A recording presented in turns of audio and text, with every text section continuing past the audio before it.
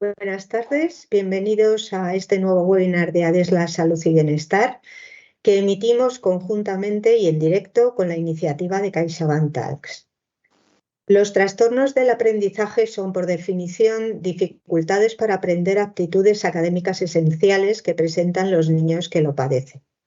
Suelen afectar a diversas habilidades del niño, como son aprender a leer y escribir correctamente, resolver ejercicios de matemáticas, usar o comprender el lenguaje, incluso socializar y aprender otras habilidades que no incluyan palabras. En este webinar vamos a dar las claves para poder detectarlo precozmente y ofrecer pautas de cómo intervenir como padres para ayudar a nuestro hijo. Un diagnóstico temprano y un apoyo adecuado es imprescindible para que se alcance el máximo potencial del niño. Durante el webinar os vamos a pedir, como siempre, que participéis de dos maneras. Una, eligiendo respuesta para las preguntas que el ponente va a iros haciendo durante la presentación y otra, preguntando vuestras dudas al final de la charla. Para ello, si estáis en el entorno de ADESLA Salud y Bienestar en pantalla completa, tendréis que salir de ella para ver el menú de respuestas y clicar en la que consideréis correcta o para formular la pregunta que queráis. Para los asistentes de CaixaBank Talks, podéis hacerlo escaneando el código QR que tenéis en la pantalla. Este webinar es una iniciativa conjunta de ADESLA Salud y Bienestar con el Dr. Quintero. El Dr. Quintero es jefe de Servicio de Psiquiatría y Salud Mental del Hospital Universitario Infanta Leonor, profesor titular de Psiquiatría de la Universidad Complutense de Madrid y director de la clínica Dr. Quintero y Psiquics. No le voy a quitar ni un minuto más. Javier, cuando quieras empezamos.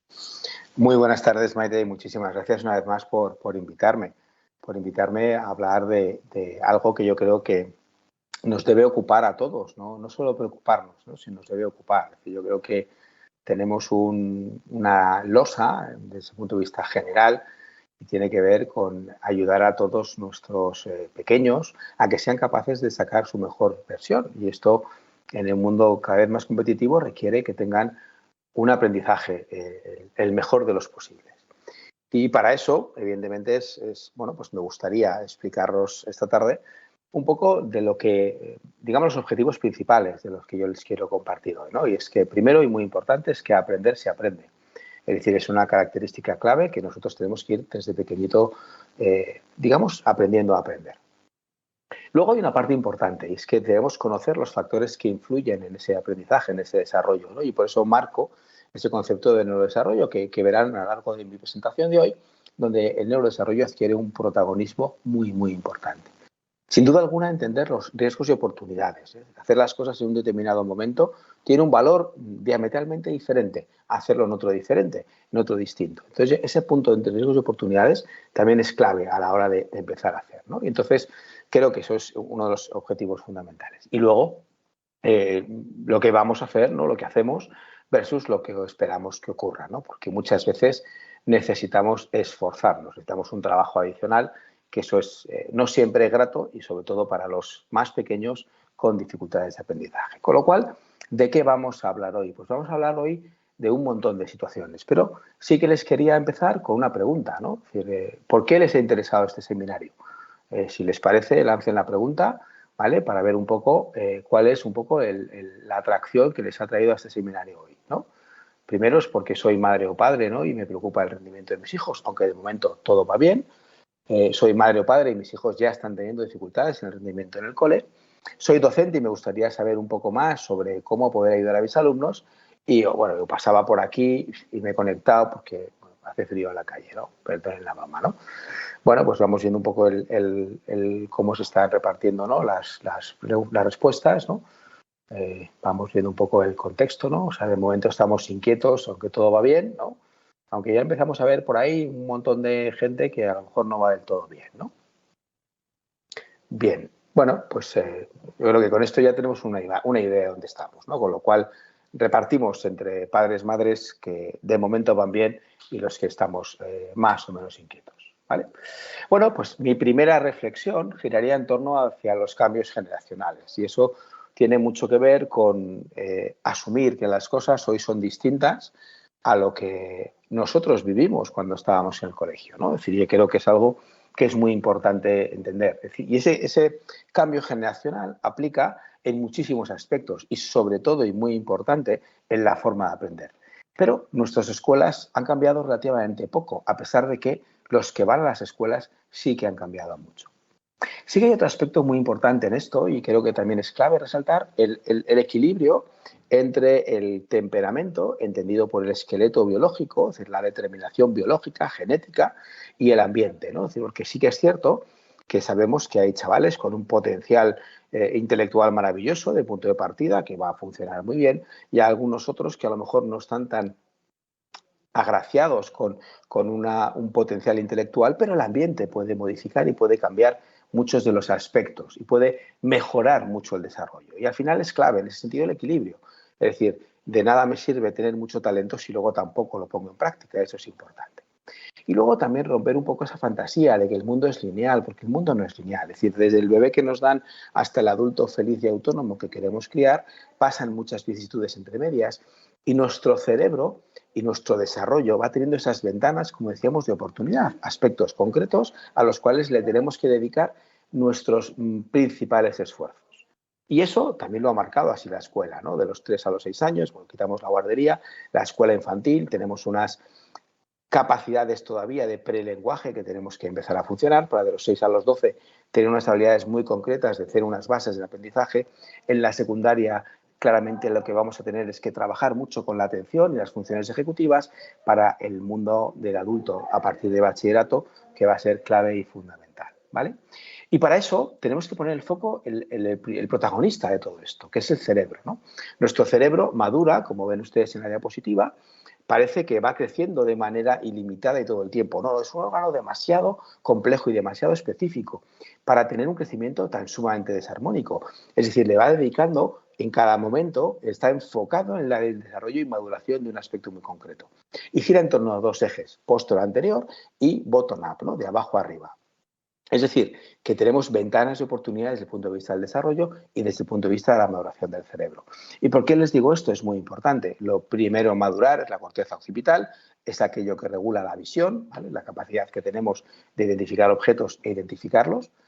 Y luego, lo último es la corteza prefrontal, que es quizás la parte más importante desde el punto de vista del aprendizaje. Y esto va a adquirir una función importante cuando nosotros lo vemos en la visión longitudinal del tiempo. Por ejemplo, si nosotros empezamos a tener un pequeño déficit visual, es decir, una niña pequeña, como la que pongo en la fotografía, que tiene una pequeña dificultad, un astigmatismo, empieza a generar una dificultad en uno de los ojos, genera una ambliopía, es decir, el famoso ojo vago, que si nosotros no somos capaces de compensar en esa ventana de oportunidad que nos condiciona esa corteza occipital, esa corteza visual, esa ventana de oportunidad se pierde. Cuando digo se pierde, quiere decir que si nosotros en esos 6 años primeros de vida no somos capaces de intentar compensar esa dificultad para que ese ojo estimule su corteza visual, esa corteza visual no se va a estimular de manera adecuada y correcta y ese niño o esa niña va a tener que llevar gafas toda su vida y nunca será capaz de compensarlo. Pues lo mismo ocurre con el resto de las funciones. Hay momentos claves para el desarrollo de la lectura, donde tenemos que generar no solamente la capacidad, sino también el hábito de la lectura, ¿no? Y por eso también es muy importante aprender en esas escaleras despacito, ¿no? Es decir, porque una de las cosas que también vemos es que en primaria todo va muy fluido, muy sencillo. Nuestra exigencia es relativamente importante, pero vamos perdiendo hábitos. Y hablaremos un poquito más de las pantallas, que creo que es uno de los grandes distractores de todo esto. Pues bien, en esas ventanas de oportunidad a las que yo me refiero, tenemos que tener muy claro, ¿vale?, que tenemos una infancia donde tenemos que empezar a mejorar el aprendizaje, las bases del aprendizaje, el salto en los 12, 13 años, ese salto entre primaria y secundaria se produce un aspecto importante que es una necesidad más importante de madurez de funciones ejecutivas, es decir, es un salto no solo cuantitativo, sino cualitativo en el aprendizaje. Es decir, si nosotros pudiéramos dibujar un aprendizaje, lo dividiríamos como en 3 niveles distintos. Capacidades, a quien Dios se la dé, San Pedro se la bendiga, es decir, vienen mediadas por el temperamento, la parte más genética, más biológica. Esas capacidades con la mera interacción del entorno van a desarrollar las funciones, nosotros no necesitamos hacer nada para que un niño empiece a hablar. Es decir, nosotros en un contexto estimular normal, neutro, ese niño va a ser capaz de desarrollar la función del lenguaje, pero va a necesitar un trabajo para desarrollar la habilidad de lectura o la habilidad de la escritura, por ejemplo, ¿no? Es decir, que la capacidad tiene que estar, la función se produce en la mera interacción con el entorno y es en la habilidad donde nosotros tenemos que poner el foco y ayudar a que se desarrolle de la mejor manera posible. Entonces, ¿qué ocurre? Que sobre una situación normal, ¿vale? Sobre un fenotipo más o menos vulnerable, pueden pasar un montón de cosas. No se haga mucho lío con la diapositiva. Es decir, lo que yo quiero que entiendan es que en ese contexto, ese desarrollo normal, ¿no? Desde accidentes, desde estrés, desde ese, por supuesto, predisposición genética, empezamos a generar unas interferencias en lo que es el neurodesarrollo. Ojo, y no he querido poner aquí las pantallas, pero volveré sobre ellas. Con lo cual, les quiero preguntar, ¿no? Ahora ya seguimos un poco con la interacción con ustedes en el sentido de cuál es su nivel de preocupación sobre el impacto de las pantallas en los más jóvenes. Opción A, realmente me preocupa poco, creo que aportan más de lo que restan, un poco, pero creo que ya se irá solucionando, bastante, trato de poner límites, pero muchas veces no sé cómo, mucho, creo que se tendría que hacer algo y de manera urgente. Bueno, vamos viendo ahí un poco las distribuciones, ¿no? La mayoría de la gente está entre bastante y muy preocupada, ¿no? Y yo estoy de acuerdo, ¿no? Es decir, entre bastante, no sé cómo, mucho y no sabemos qué hacer. Ahí es donde tenemos claramente las... bueno, yo creo que con esto ya tenemos la pregunta contestada y si les parece seguimos, ¿vale? Y voy a esa reflexión. El tranquilo ya madurará. Es decir, cuando algo no funciona, o mejor dicho, cuando empezamos a ver que algo empieza a no funcionar, aparece ese buenismo del tranquilo ya madurará, ¿no? Es que el niño es un poco inatento, pero no pasa nada, ¿no? Porque de momento como va probando, o bueno, pues empieza a tener algunas dificultades, pero bueno, vamos a ver cómo le vamos funcionando, ¿no? El ya madurará probablemente sea la frase que más daño a más niños le ha hecho. Porque ¿qué expectativa tenemos de que si no hacemos nada diferente el cambio sea distinto, que la evolución sea diferente? Evidentemente, claro que van a madurar, pero si empieza a madurar con una dificultad, la que queramos, esa maduración se acrecentará con el tiempo, salvo que hagamos algo diferente. ¿Por qué? Porque además nuestro cerebro, como les decía antes, en ese proceso de maduración, llega un momento que llamamos adolescencia, ¿no? Empieza a los 11, 12, 13 años, donde empieza todas las regiones subcorticales, las que regulan las emociones, cogen mucha fuerza. La prefrontal, que es la que me tiene que ayudar a regular mi conducta y mi comportamiento y, por supuesto, a aprender de mis errores, esta empieza a madurar más tarde, con lo cual ese pequeño gap, esa diferencia que marco aquí en amarillo, es el momento que a un adolescente, a un niño que empieza a pasar a la adolescencia, le está costando entender lo que ocurre. Pulsionalmente, emocionalmente, su cerebro está on fire, está adquiriendo mucha fuerza, mucho peso, pero su capacidad de reaccionar le cuesta. Y esto, desde el punto de vista del aprendizaje, es muy importante, desde todo en general, pero desde el punto de vista del aprendizaje. ¿Por qué? Porque si llegamos a esta adolescencia y ese niño ha ido con algunas dificultades en primaria, donde le va costando, pero vamos ahí funcionando, llega a la adolescencia y ese sobreesfuerzo que le estamos pidiendo, que a lo mejor en primaria es capaz de hacerlo, de repente llega a la adolescencia y el esfuerzo lo va a hacer mi tío el de Murcia, porque yo no. ¿Por qué? Porque mi capacidad de motivarme es muy emocional y el sobreesfuerzo me desgasta mucho. Con lo cual, ojo con no hacer nada, porque de repente llegamos a la adolescencia, todo parecía que iba bien, nos estábamos autoconvenciendo que todo va fenomenal y llega la adolescencia, saltamos a secundaria y empiezan a caerse las cosas como si un castillo de naipes se tratara. Con lo cual, ¿qué ocurre? Que de repente la maduración del cerebro, cuando llegamos a la adolescencia, antes les decía la foto de la infancia, empiezan a ocurrir un montón de cosas, el sueño, cada vez duermen peor, evidentemente situaciones externas, traumas, evidentemente el estado nutricional, pero sobre todo las pantallas. ¿Vale? Las pantallas están siendo un gran distractor, ¿vale? Una gran interferencia en la curva de aprendizaje de nuestros hijos. Para otros aspectos también, pero en la curva de aprendizaje estamos teniendo un enemigo en casa. Es decir, realmente no les estamos dejando aprender, estamos, entre comillas, generándole un distractor o dejándoles cerca de su espacio de estudio un distractor que es mucho más gratificante que ponerme a hacer ejercicios de matemáticas, es mucho más fácil prestarle atención que una lectura de uno de los libros que me ha mandado la profe, con lo cual, evidentemente, si a esto le añado que tenía algunas dificultades de aprendizaje, aunque fueran sutiles, aunque fueran leves, en realidad le estamos poniendo palitos en la rueda. Y es que además, a mí me inquieta mucho porque la adolescencia además es un periodo de mucha vulnerabilidad. Es decir, sabemos que hasta el 70% de los trastornos mentales debutan en esta etapa de la vida, entre los 12 y los 25 años. 70%, son muchísimos.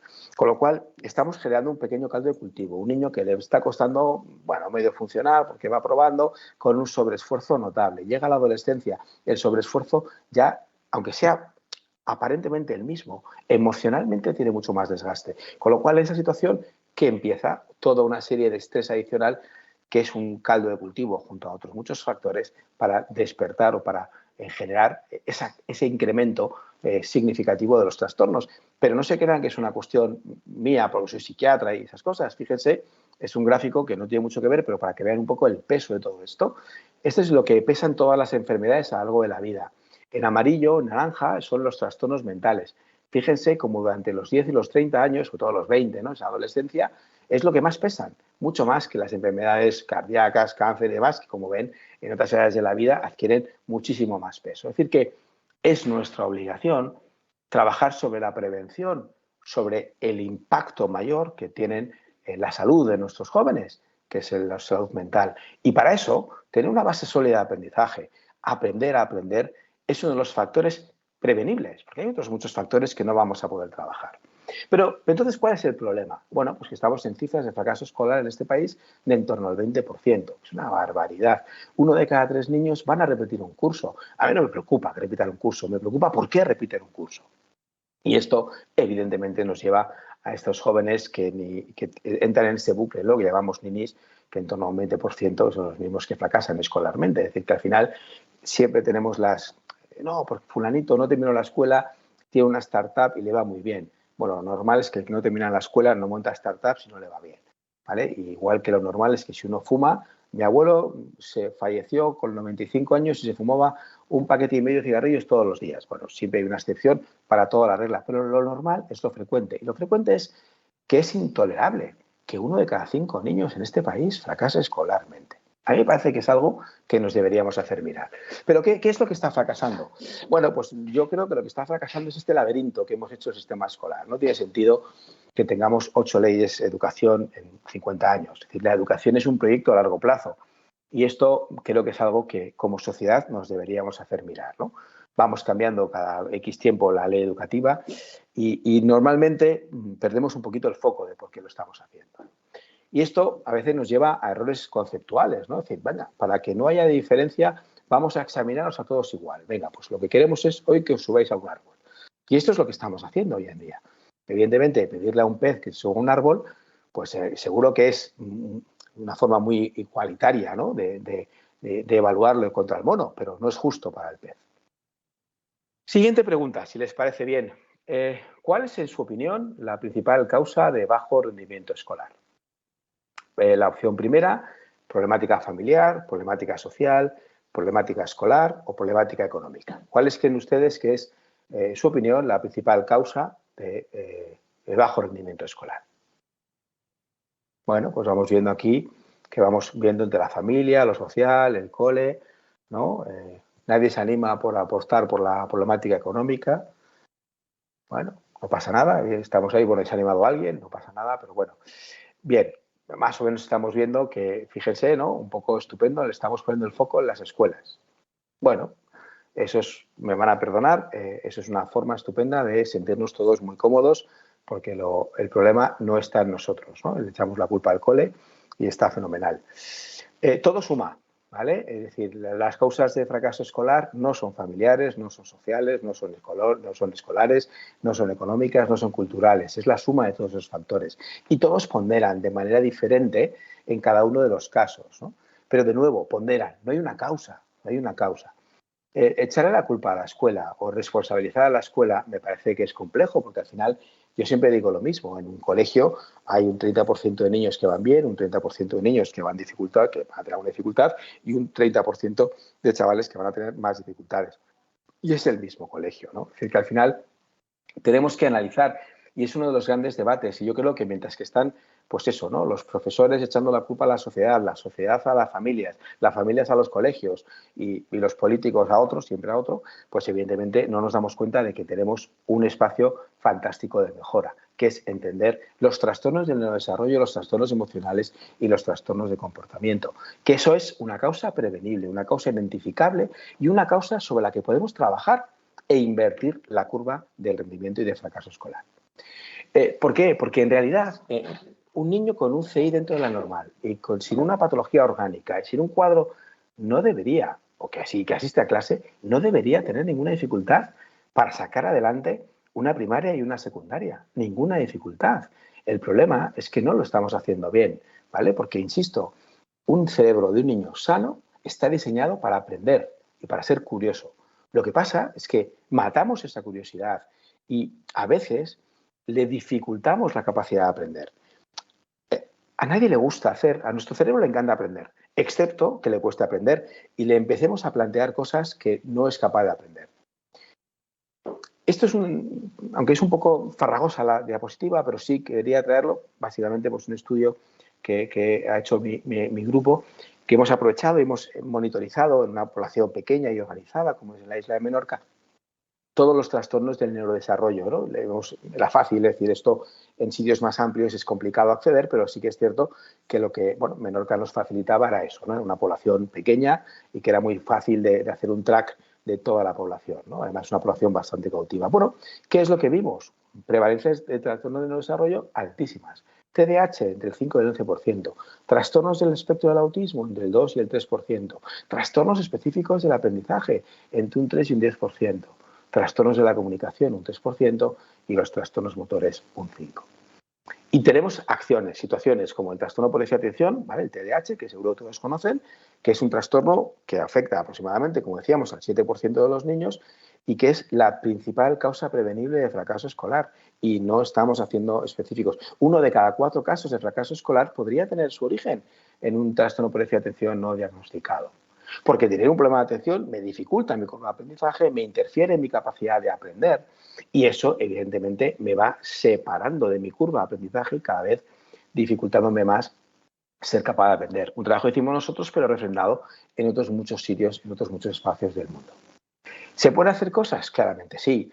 En la estrategia del Ministerio de Sanidad entre 2015 y 2017 yo tuve la oportunidad de dirigir el grupo de prevención en trastornos del neurodesarrollo y fracaso escolar. ¿Cuáles fueron nuestros objetivos? Pues 2, la detección precoz y luego la transición a la vida adulta, es decir, la adolescencia. ¿Vale? Todo organizado, todo estupendo. En 2017, ¿saben ustedes qué pasó? Porque yo tampoco. ¿Vale? Ahí se paró todo y el proyecto, ¿vale? El proceso de mejora de diagnóstico y transición se quedó en nada. Pero es que nos dijeron que éramos unos cretinos, que estábamos medicalizando el día a día. Bueno, pues la Estrategia de Salud Mental francesa en 2023 publicó exactamente lo mismo, ¿vale? Una estrategia nacional de 4 años, 5 años después, 7 años después, para la detección de los trastornos de neurodesarrollo, porque es identificable y prevenible las consecuencias del trastorno de neurodesarrollo. Y ahí tenemos una herramienta para poder al menos prevenir un 25% de los casos de fracaso escolar que tenemos. Llegando pronto, pero si llegamos tarde, evidentemente perdemos una oportunidad maravillosa. Una pregunta más. ¿Cómo creen ustedes que está la salud mental de los más jóvenes? Bueno, más o menos como siempre, ha empeorado bastante tras la pandemia, está mejor que antes, son más libres de hacer y decidir y preocupantemente mal. Bueno, estamos aquí entre preocupantemente mal y empeorado tras la pandemia. Pues sí, efectivamente, ha empeorado tras la pandemia y está preocupantemente mal. Están repartidos entre esas dos versiones, ¿no? Sin duda alguna, yo creo que hay muchos factores que han significado un punto de inflexión.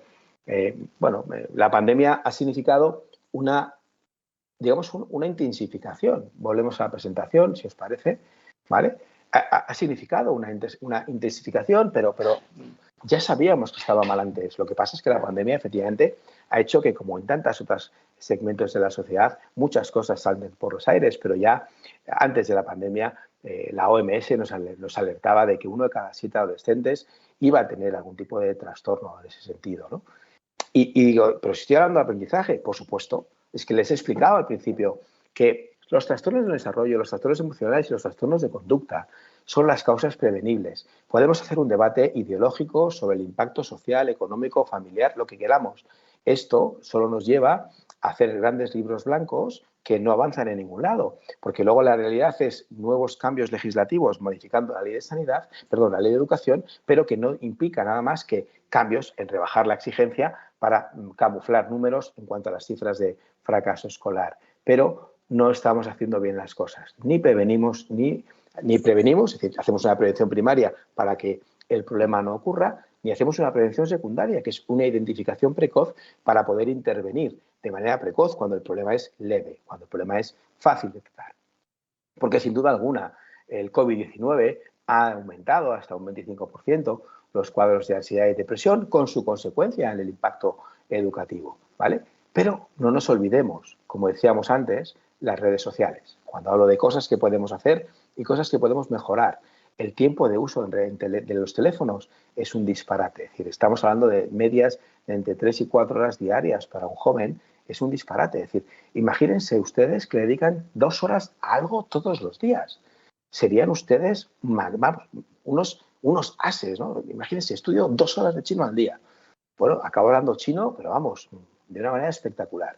Pero es que además, esa interferencia de las redes sociales implica mayor aislamiento social, implica peor calidad de sueño. Si yo descanso mal, mi capacidad de atender y aprender mañana va a ser significativamente peor, con independencia además, por supuesto, de más casos de ciberacoso y con otro tipo de impactos, sobre todo en trastornos de la alimentación. Pero claro, las redes sociales tienen aspectos positivos, ¿verdad? Pues no, ¿vale? En un estudio muy reciente, lo que encontraron es la distorsión del esquema corporal, de la referencia la que tiene el joven con respecto al mundo. Y lo que vamos viendo es que esto, que ocurría con niñas de 15 años, el problema es que cada vez tienen acceso antes a los contenidos de redes sociales. Es decir, es un disparate. Es decir, analizando todos los contenidos de TikTok relacionados con la salud, solo 1 de cada 5 vídeos tenían un poquito de interés desde el punto de vista de la salud.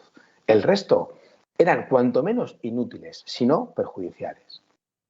Y luego hay una relación, ¿no? Hay una casi correlación entre el tiempo de uso en Instagram y la insatisfacción corporal y afectación de la autoestima. Es decir, más tiempo en Instagram, peor autoestima. Bueno, pues a partir de aquí intentemos aprobar física de cuarto de la ESO con una baja autoestima.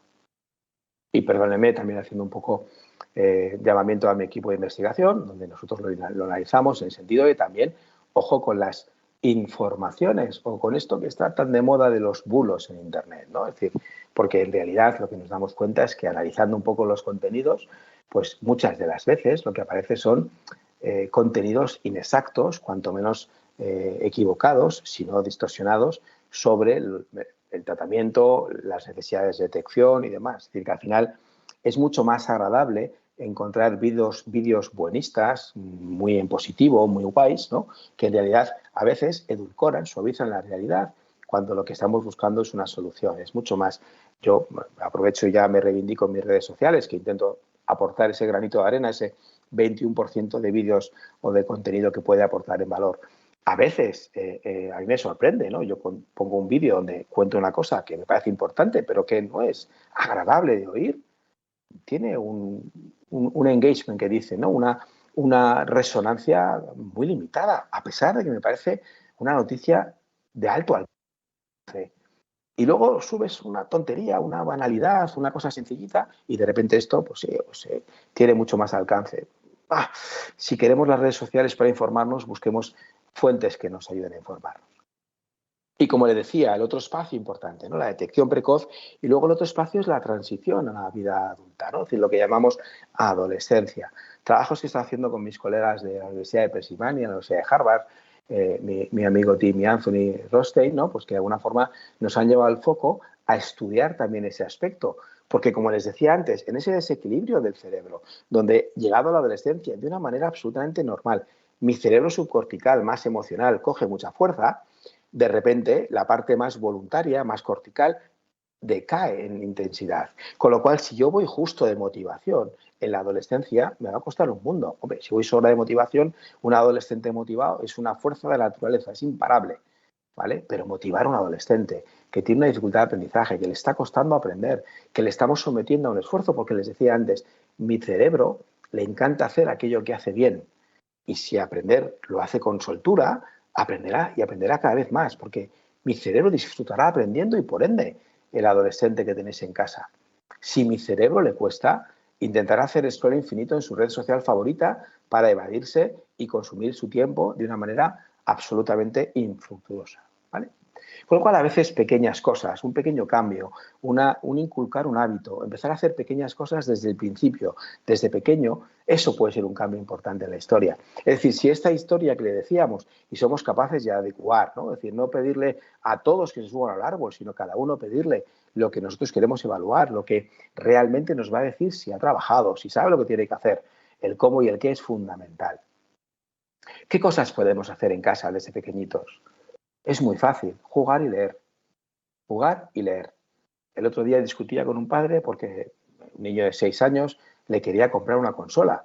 Y le dije, ¿qué le parece? Diciendo, pues hombre, no me parece una buena idea. No, pero doctor, no me hace un disparate.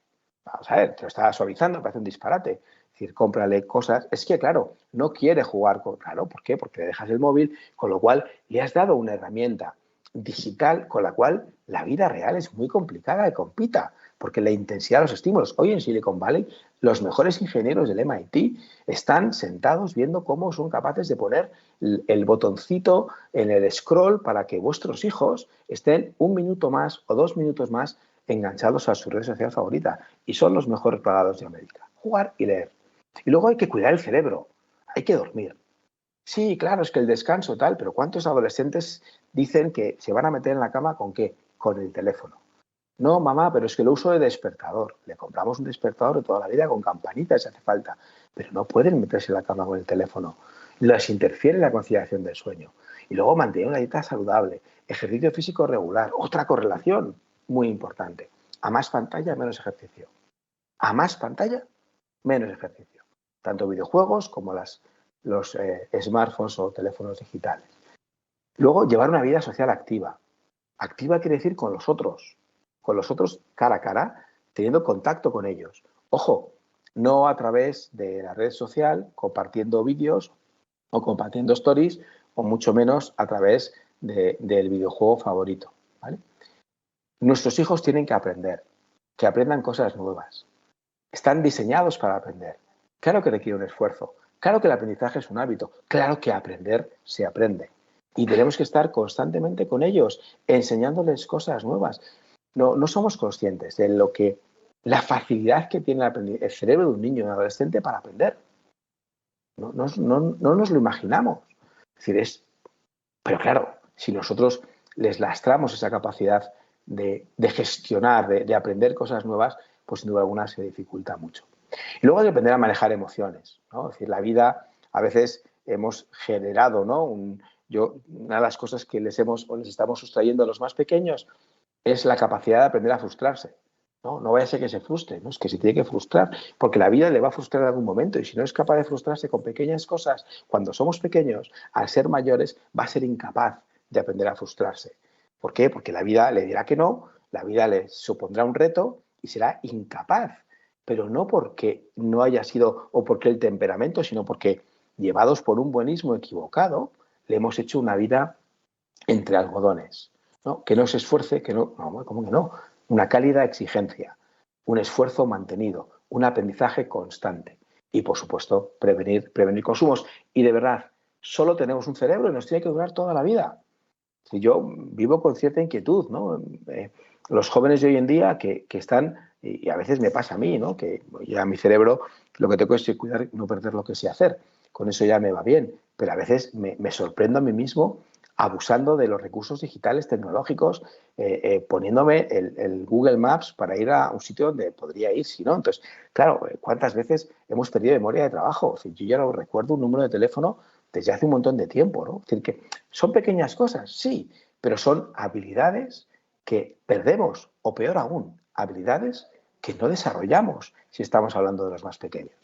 Y al final, ¿cuál es el objetivo? Identificar cuáles son los factores de riesgo y transformarlo en factores de protección. Es decir, si identificamos que algo no funciona, por Dios, no esperen a que se rompa del todo, ¿vale? Vamos a intentar ver por qué no funciona. A lo mejor es maravilloso y lo mejor es no hacer nada. A nadie se le ocurre. En medicina, alguien tiene ahí una placa, una radiografía de tórax, tienes una mancha en el pulmón, pero bueno, vamos a esperar a ver cómo evoluciona. No, por Dios, vamos a ver qué le pasa a esa mancha. Y ojalá no haya que hacer nada, pero a nadie se le ocurriría hacer esto. Bueno, pues identificamos los factores de riesgo. ¿Por qué a un niño le está costando aprender? ¿Por qué un niño no adquiere las habilidades de lectura de manera correcta? ¿Por qué no? ¿Le apetece leer? ¿No? ¿Les gusta? ¿Por qué? Porque evidentemente, si mi alternativa es entre leerme un libro aburrido o estar viendo TikToks de gatitos saltando con pelotas, pues evidentemente, vamos, olvídese del libro, vamos a por los gatitos, ¿vale? Y al final es eso, ¿cuál es nuestra misión en la vida? Acompañar a esos niños y adolescentes hacia su mejor versión. Y para eso entendamos que si hablamos de aprendizaje, tenemos que entender que sí, los factores sociales, económicos, de la escuela, la familia, todo eso aplica, todo eso funciona. Un debate espurio que no nos lleva a ningún sitio. Trastornos del desarrollo, trastornos emocionales y trastornos comportamentales son la clave que cambia, que interfiere, que rompe la evolución de un niño, de un adolescente, en su desarrollo del aprendizaje y en otras cosas más, pero lo que hoy nos aplica en el desarrollo de ese aprendizaje. Y luego nos perdemos en determinadas situaciones absurdas, se ponen de moda pues el tomatis, el baby Einstein, tal, ¿no? Tal, pues, fenomenal. Pero vamos a intentar que aprendan cosas, oye, aunque sean cosas manuales.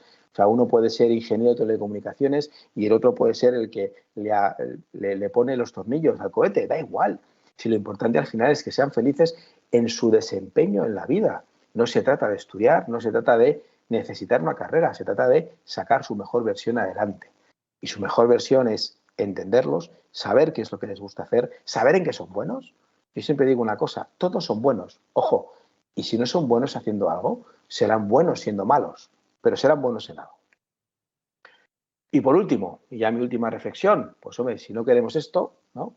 Que acabemos todos sentados, pues como en la película de Wall-E, a lo mejor tenemos que pedir ayuda a veces y no pasa nada. Entender qué ocurre, analizar el problema y lo mejor que nos pueden decir es que está todo guay, no pasa nada, vamos a seguir igual y que esfuerce un poquito más o reforcemos alguna cosa así.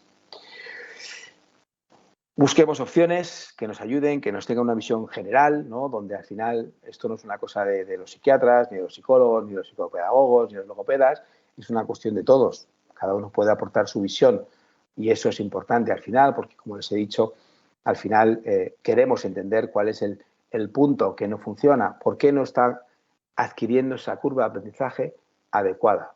Bueno, pues eso es una suma de diferentes profesionales.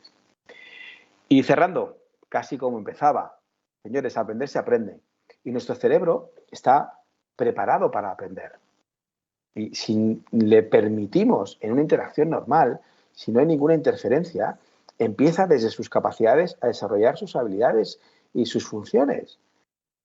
Un niño no necesita grandes alaracas para empezar a hablar. Sí necesita acompañamiento y su inquietud es, oye, ¿esto qué es? Y voy leyendo y tal, pero de repente les matamos la curiosidad, les transformamos en una dinámica distinta, cambiamos la inquietud por aprender en una especie de castigo por los deberes, ¿no? Vamos a hacer deberes. No me gusta nada ni el término. El principal riesgo es no hacer nada, es decir, es ver que algo no funciona y se ya madurará. Creo que es la frase, como les decía antes, que más daño más niños ha hecho en este mundo. Tenemos que comprender el desarrollo y el neurodesarrollo. Hay unas ventanas de oportunidad y hacer las cosas a su debido tiempo es muy importante. Hacerlas después ya llegamos tarde. Hacerlas antes pues tampoco aporta mucho, pero mejor pasarme que quedarme corto. Hay que pensar en esa calidad de exigencia. Evidentemente nuestro cerebro está diseñado para aprender, pero necesita a veces un pequeño empujoncito para empezar a andar. Y estamos con cifras de fracaso escolar que a mí me parecen lamentables. Me parece un desastre que como sociedad tengamos un 20% de fracaso escolar. Y además es un fracaso evitable. A lo mejor no en todos los casos. A lo mejor no. Decíamos antes, el neurodesarrollo me explicará un 25% de ese 20%. Pero imagínense que tenemos una solución para un 25% de algo. Una maravilla. Pero muchas veces estamos en el punto de, bueno, pero vamos a seguir debatiendo, vamos a cambiar la ley, vamos a cambiar la norma, vamos a cambiar el modelo. Pero el niño que siga a su suyo, ya veremos qué ocurre. Y a veces el mejor predictor del futuro es el pasado. Si algo no va bien, o hacemos algo diferente, o la evolución no será buena. Muchas gracias por la atención y quedo sujeto a sus preguntas. Muchas gracias. Muchas gracias, Javier. La verdad es que es un placer escucharte y creo que una charla como esta ayuda mucho a abrir la mente y a abrir los ojos ante problemas, como tú bien decías, que no somos capaces o no queremos ver en un momento determinado. Creo que ha quedado todo bastante más claro, aunque siguen entrando un montón de preguntas. Así que vamos, si te parece, a ello, que es lo Venga. más importante. Dicen, si en clase de nuestros hijos hay un niño con problemas de aprendizaje, ¿es conveniente que informemos a los otros niños? ¿Cómo podrían ayudar los pequeños entre ellos? A ver, informar yo creo que no, ayudarle yo creo que sí. Es decir, los entornos colaborativos son siempre positivos, ¿no? Pero no hay que explicar por qué hay que prestarle ayuda, simplemente hay que darle esa ayuda, ese apoyo adicional que a lo mejor a ese chaval le está costando, ¿no? Y luego entornos colaborativos, es decir, en realidad es interesante, bueno, pues que desde pequeñitos aprendamos a trabajar en equipo, a trabajar de manera conjunta, ¿no? Y sobre todo cuando hay un niño con alguna dificultad, claro que sí. Hay varios padres que están preocupados por la edad adulta y la adquisición de habilidades. Preguntan si se pueden recuperar de alguna manera en la edad adulta esas habilidades que no se han adquirido durante la infancia. Es tremendamente más costoso, nada es imposible, decía la gente de Nike, ¿no? De Nike, impossible is nothing, pero sí que es cierto que hay una ventana de oportunidad donde todo va fluido y todo va muy bien. Pero si no le damos esa ventana de oportunidad, la recuperación es mucho más lenta y mucho más compleja. Ponía el ejemplo de la ambliopía, es decir, del ojo vago. Un microestrabismo hace que si ese ojo no estimula adecuadamente su corteza visual y en esa ventana no se desarrolla suficientemente bien la agudeza visual, podremos ponerle gafas, vamos a poder compensar, vamos a poder subsanar al menos parcialmente esa deficiencia visual, pero nunca va a ser igual. Si un niño tiene otitis de repetición y tiene mucho moco en los oídos, para que me entiendan, y ese le pillan esa ventana de los 2 años cuando tiene que empezar a desarrollar el lenguaje, pues su lenguaje se va a ver lastrado. Y si no somos capaces de compensar eso a tiempo, puede llegar a tener un problema de adquisición y desarrollo del lenguaje, que se podrá subsanar, pero le va a costar mucho más. Bueno, pues con lo mismo, con otras habilidades mucho más complejas y otras funciones quizás menos fáciles de medir, como pueden ser las habilidades sociales, como pueden ser las funciones ejecutivas, sin duda alguna las podemos compensar, pero va a costar mucho más que cuando se desarrollan en esa ventana de oportunidad en la que nuestro cerebro está preparado y dispuesto para desarrollar esa función.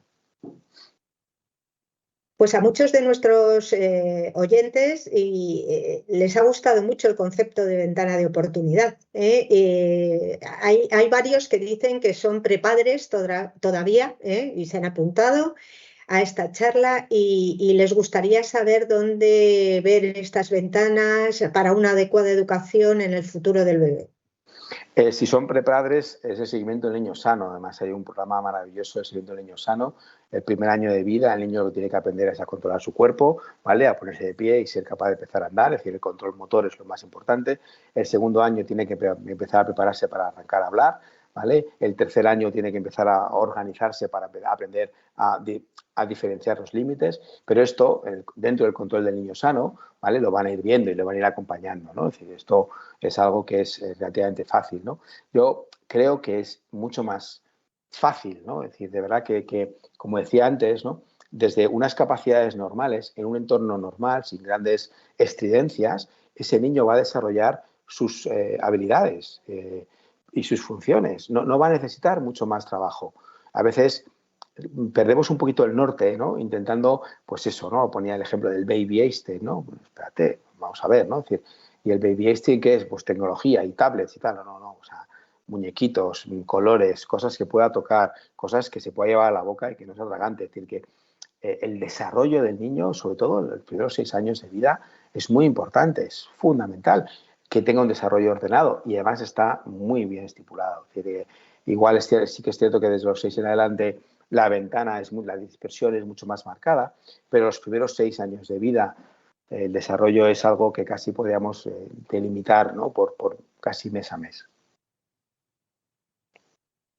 Bueno, a estos padres que si tienen póliza en Adeslas, les recuerdo que tenemos programas virtuales de Niño Sano, en donde se dan todas estas pautas de desarrollo, entre otras muchas cosas.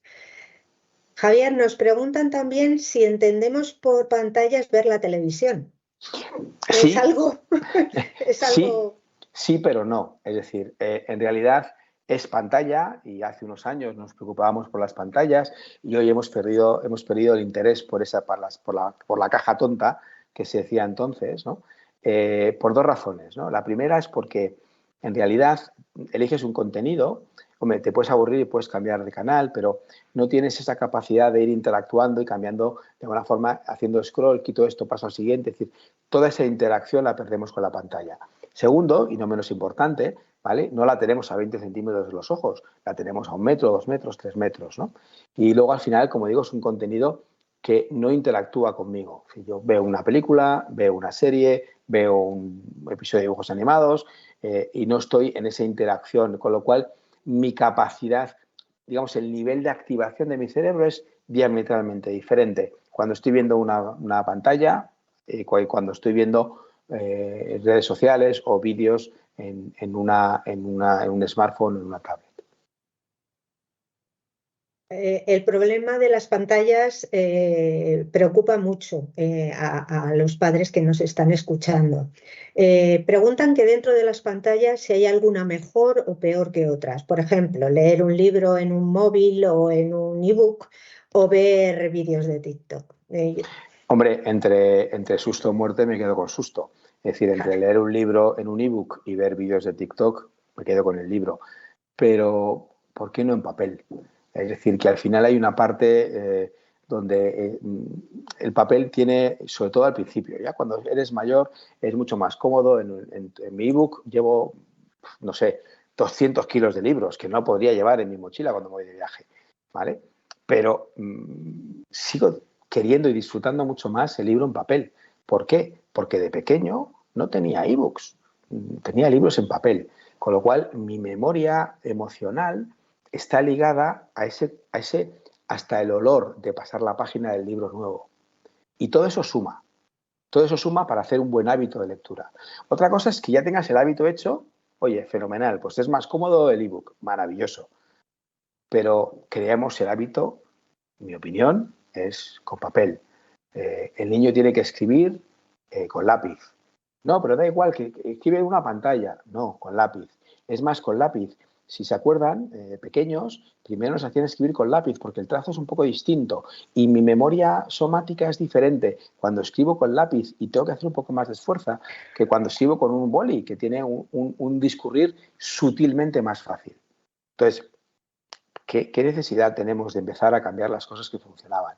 Entonces, ante la pregunta, desde luego los vídeos de TikTok, o sea, yo no se lo recomiendo a nadie, pero vamos, ni a una abuelita de 85 años tampoco, ¿vale? Es decir, esto están diseñados, están pensados, ¿vale? Para capturar nuestra atención, con lo cual en un niño o un adolescente ni de broma. Y evidentemente, si podemos elegir, hombre, pues el niño solo quiere el ebook, pues que lea el ebook, pero ¿por qué no en papel? Completamente de acuerdo, Javier. Nos preguntan también que has hablado de una valoración interdisciplinar cuando se presentan estos problemas y preguntan que cómo se consume, cómo se consigue, que a quién hay que acudir primero, que están un poco perdidos. Claro, yo siempre digo que el epicentro de todo esto va a ser el pediatra, ¿no?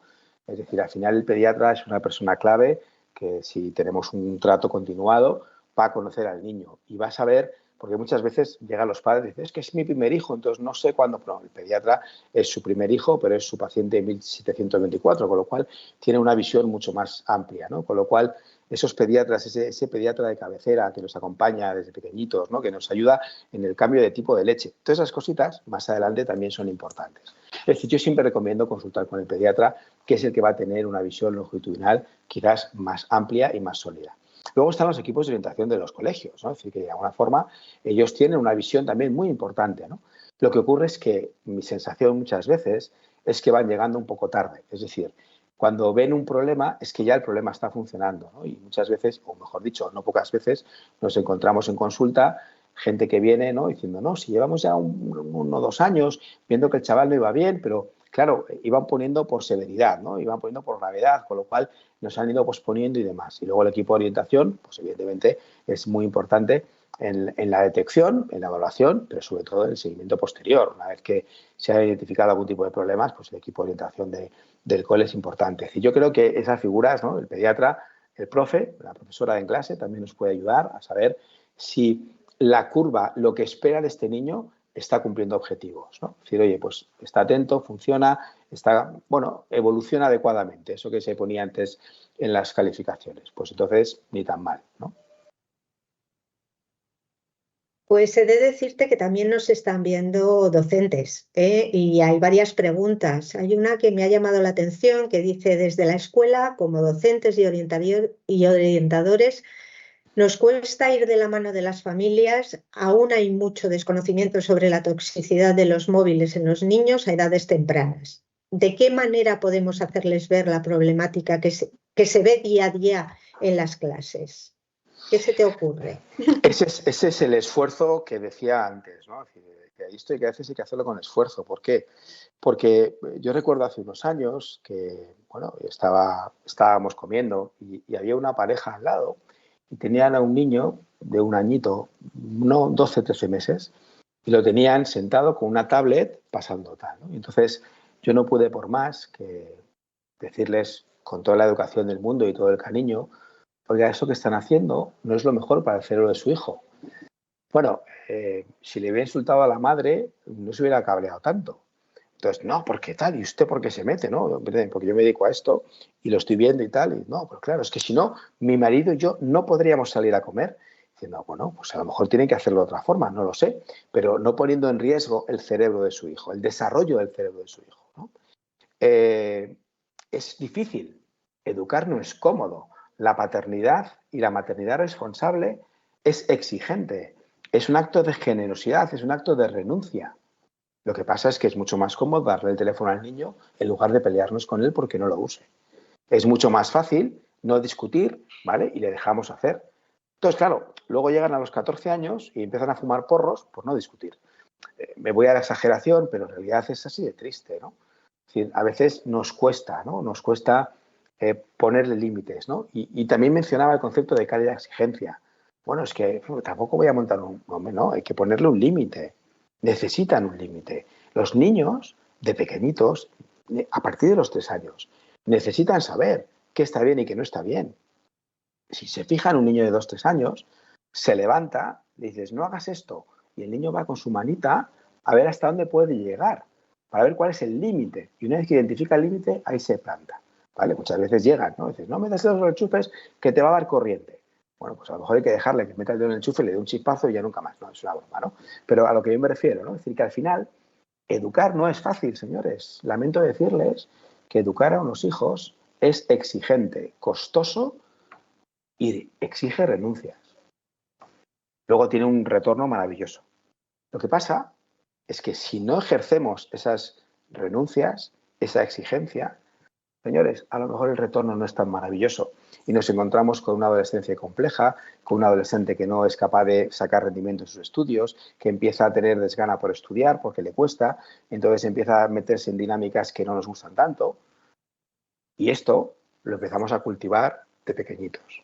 Eso de que siembra vientos recibe tempestades o cosecha tempestades, pues es una verdad como un templo. Nunca es tarde. Para aquellos que tienen hijos adolescentes y empiezan a haber dificultades, no, don't panic, nunca es tarde. Busquemos la solución, busquemos el problema para articular la solución. Porque al final muchas veces ocurre esto, ¿no? Es decir, que entramos en dinámicas, una frase también que me encantó, es maravillosa, ¿no? Es decir, es que le hemos dado 20.000 oportunidades. Y digo, no es verdad. Le habéis dado 20.000 veces la misma oportunidad, que no es lo mismo. Es decir, darle otra oportunidad distinta, planteémoslo de otra manera diferente. Pero claro, hacer 20.000 veces lo mismo, ¿qué esperamos? Si no ha funcionado las 19.999 anteriores, ¿por qué esperamos que esto, haciendo lo mismo, vaya a funcionar? Entonces, ¿qué ocurre? Y retomo lo del multidisciplinar. Creo que es importante entender que cuando vemos el por qué un niño no funciona en el cole, hay que entender muchas cosas del funcionamiento. Por supuesto, el potencial académico, el potencial intelectual es básico, es fundamental. Cómo está en su curva de aprendizaje. También cómo está en su situación emocional, sus funciones ejecutivas y sus estrategias de afrontamiento. ¿Cuál es su capacidad de resiliencia? Porque, joder, hasta cuando te va bien estudiando, a veces te frustra estudiar, porque no consigues tanto resultado como esperas. Por eso les decía lo de la visión multidisciplinar, porque a veces vemos partes de un problema y un niño es un ser maravilloso, pero muy complejo. Y una visión conjunta global nos va a ayudar a tener el mejor diagnóstico posible. Y en medicina lo más difícil es diagnosticar. El tratamiento está en los libros. Sí, sí, ya lo creo, así es. Bueno, te voy a hacer la última pregunta, Javier, porque lamentablemente no tenemos tiempo para más. Hay bastantes preguntas sobre el TDAH. Hay una que me ha llamado la atención y que se ha repetido, es si hay alguna diferencia entre las siglas TDAH y TDA. Vale, a ver, el diagnóstico es trastorno por afectación e hiperactividad. Es decir, lo de quitar la H es algo que se está poniendo de moda, pero no tiene ningún sentido. Otra cosa distinta es que dentro del trastorno por afectación e hiperactividad tenemos el subtipo inatento, que sería ese donde la hiperactividad e impulsividad no tiene influencia, no tiene impacto. ¿Vale? Es decir, eso de quitar la H a conveniencia es algo que no tiene ninguna base sólida ni científica, ¿no? Simplemente es el TDAH, ¿no? Es la combinación de inatención, hiperactividad e impulsividad en una intensidad diferente y que interfiere con el funcionamiento de la persona, ¿no? Y es distinto a los 6, a los 16 o a los 26 años. No es distinto, o sea, se expresa de manera diferente. Y a veces a los 6 años es más hiperactivo e impulsivo y de repente a los 16 es más bien inatento. Y es el mismo TDAH. Es decir, esto de pongo la H, quito la H, el diagnóstico es el trastorno por afectación e hiperactividad y lo único es que efectivamente hay subtipos y hay un subtipo inatento donde la H no tiene peso, pero no hay que quitarla. No pasa nada por dejar la H, que en realidad es lo que académicamente y científicamente tiene sentido. Sí, yo creo que es importante aclararlo porque si no genera otras expectativas o se piensa que es algo distinto. Claro, y muchas veces Maite piensa, no, mi hijo no tiene un TDAH porque no es hiperactivo. No tiene nada que Claro, ver. Es decir, en claro. realidad es que hay que entender que es la combinación de la inatención, la hiperactividad y la impulsividad, pero no tiene que estar todo junto y a la vez. Es decir, que lo único es que eso interfiere en el normal funcionamiento y desarrollo del sujeto. Esa es la clave. Que esa inatención está dificultando el funcionamiento. Y otras veces lo que ocurre es que son chavales muy listos que les cuesta atender, pero como son muy listos compensan. Entonces, como no suspenden, pues entonces no, se distrae mucho, pero como aprueba, no, espera, es un chico que con el potencial que tiene no tenía que estar aprobando, tenía que estar sacando notas estupendas y sobre todo aprendiendo a aprender, porque en algún momento ese potencial intelectual ya no será suficiente y necesitará tirar de algo más y si no lo ha generado antes durante la primaria o inicio de la secundaria, de repente en algún punto ese nivel de exigencia superará su capacidad o sus capacidades intelectuales y tendrá que tirar de recursos que no tiene. Y será una Claro, lástima, porque hemos tenido un chaval con un potencial maravilloso que no ha sido capaz de desarrollarse. Y eso es una lástima. ya lo creo. Pues lamentándolo mucho, no tenemos tiempo para más. Agradezco a la audiencia su gran interés y la gran participación que ha tenido y sobre todo, Javier, te agradezco a ti la claridad en la exposición, en las contestaciones de las preguntas y todo el tiempo que nos estás dedicando. Ya te estás convirtiendo en nuestro psiquiatra de cabecera. Un ¿Mm? placer, Maite. Lo sabes, que para mí es un placer en esa acción preventiva, ¿no? Si de todo esto al final hemos conseguido que un chaval se haga algo y que ese algo mejore y no evolucione hacia un problema de aprendizaje, vamos, me doy por satisfecho. Y como veo que quedan muchas preguntas, me tienen en mis redes sociales, aunque las critico y creo que es algo que hay que ponerle coto, pues también están ahí. Y si alguien luego me quiere contactar por ahí, les puedo ayudar. Algunas de las preguntas que se han quedado, estaré encantado de intentar responderlas. No soy muy ágil respondiendo, no estoy enganchado al móvil todo el día, pero la contestaré en un plazo razonable. Muy bien, pues muchas gracias, Javier. A vosotros, Maite. Si queréis saber más sobre temas que afectan a la salud, os emplazo a visitar la plataforma de Esla Salud y Bienestar, vía aplicación móvil o web. En ella encontraréis el servicio de orientación médica infantil y psicoemocional, un servicio de coaching para menores de 30 meses, para los más pequeños, además de planes virtuales, como os he comentado antes, sobre la infancia, la adolescencia y el nacimiento, que os ayudarán a mantener la salud de vuestros niños y jóvenes y además os ayudarán en la crianza. En breve vais a recibir un mail en el que podéis descargar un link con la grabación de este webinar para volver a visualizarlo, además de una breve encuesta que os animo a realizar para que podamos conocer de primera mano vuestra opinión y que mejoremos en todo aquello que podamos mejorar. Además, dispondréis de 2 infografías relacionadas con el tema que hemos tratado, que incluso os la podéis descargar si es de vuestro agrado. Sin más, os emplazo a acompañarnos en una nueva charla en la que ya estamos trabajando ya para el año 2025 y a visitar nuestra plataforma de Adeslas Salud y Bienestar y el espacio de salud y bienestar de Adeslas. Aprovecho para felicitaros a todos las Navidades y espero que sea todo lo mejor y lo más agradable para vosotros y que el año que viene estemos aquí juntos y podamos seguir hablando de cosas importantes como la que hemos hablado hoy. Buenas tardes.